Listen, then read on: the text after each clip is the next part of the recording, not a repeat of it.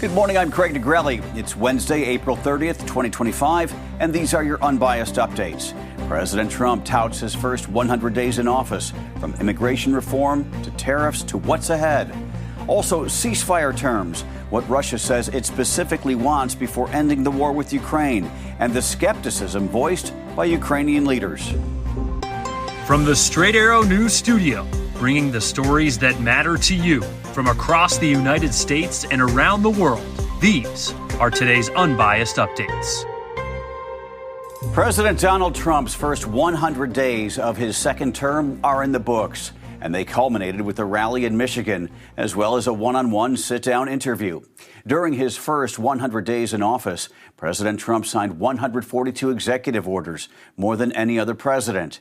He came into his second term prepared, signing 26 orders on day one. They cover everything from sweeping immigration reform to shrinking the federal government. He only signed a total of 55 executive orders during his entire first term. President Trump has also reversed 100 of former President Joe Biden's executive orders, many of those related to climate change, the COVID-19 pandemic, and diversity, equity, and inclusion programs. So far in his second term, the president has signed 5 bills into law. That's less than during his first term, when he signed 28 new laws in his first 100 days. The second Trump administration is facing more than 200 lawsuits stemming from his executive orders, as well as other administrative actions. And according to the latest polling, President Trump's approval rating is the lowest it's been since taking back the Oval Office. An NPR PBS Marist poll released Tuesday has his approval rating at 42%, though supporters say Donald Trump has reignited a movement in the United States. On his 100th day in office, President Trump sat down at ABC News to talk about everything from tariffs and the Department of Government Efficiency to immigration reform, in which he says the border is now closed. The law requires that every single person who is going to be deported gets a hearing first. Well, you acknowledge that? I'll have to ask the lawyers about that. All I can say is this. If you're going to have 21 million people, and if we have to get a lot of them out because they're criminals, we're going to have to act fast. We can't. Do you think we can give 21 million trials? Let's say each trial takes 2 weeks.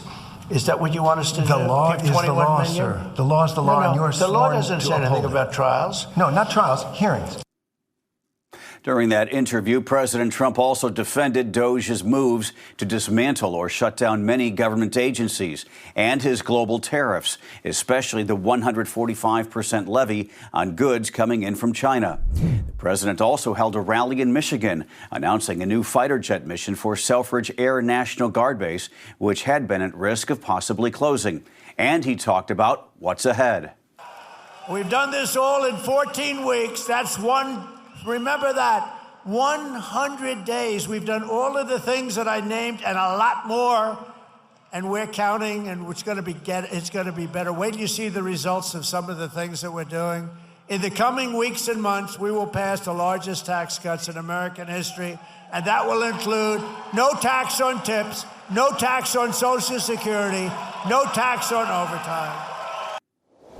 Straight Arrow News political correspondent Ray Bogan has a breakdown of the differences in Donald Trump's first 100 days in office compared to his first term. You can find that right now on our website, san.com. We are learning new details this morning about the Trump administration's crackdown on international students. An internal memo to all student and exchange visitor program personnel, which falls under the authority of Immigration and Customs Enforcement, or ICE, shows an expanded list of criteria to terminate foreign-born students' legal status in the United States. There were already a number of reasons students could lose legal status, such as if they stopped attending school, lost work authorization, or committed certain crimes. But some attorneys say those students typically have the right to due process before the legal status is terminated. Under the new memo, just having their visas revoked is grounds for students to lose legal status. Last month, Secretary of State Marco Rubio stated the administration had revoked 300 student visas of those who participated in pro-Palestinian campus protests.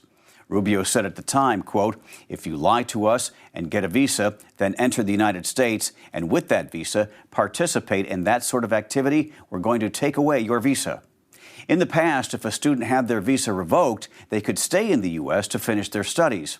But if they left the country, they would not be allowed back. Amazon says it is not planning to display added tariff costs next to product prices on its site, despite a report saying it would, and comments from the Trump administration denouncing the idea. Amazon said Tuesday it did consider listing tariff charges on Amazon Haul, its newer discount platform meant to compete with low-cost Chinese e-commerce companies like Temu and Shein, but decided against it. Meantime, UPS announced Tuesday it plans to slash about 20,000 jobs and close more than 70 facilities as it reduces the amount of Amazon shipments it handles. Despite how it may appear, the decision is not related to increasing prices from the Trump tariffs, but part of a previously announced consolidation plan. In January, UPS and Amazon, its biggest customer, reached a deal to lower its volume by more than 50% by the second half of 2026. As UPS says, it is focusing on increasing its domestic operations and profitability. This morning, Ukraine is once again expressing doubt about Russia's declaration of a ceasefire next week. Officials in Kyiv say Russian drone attacks on civilian areas on Tuesday show that Russian President Vladimir Putin is attempting to, quote, deceive the United States. They say one person was killed in the southeastern region and 3 others injured.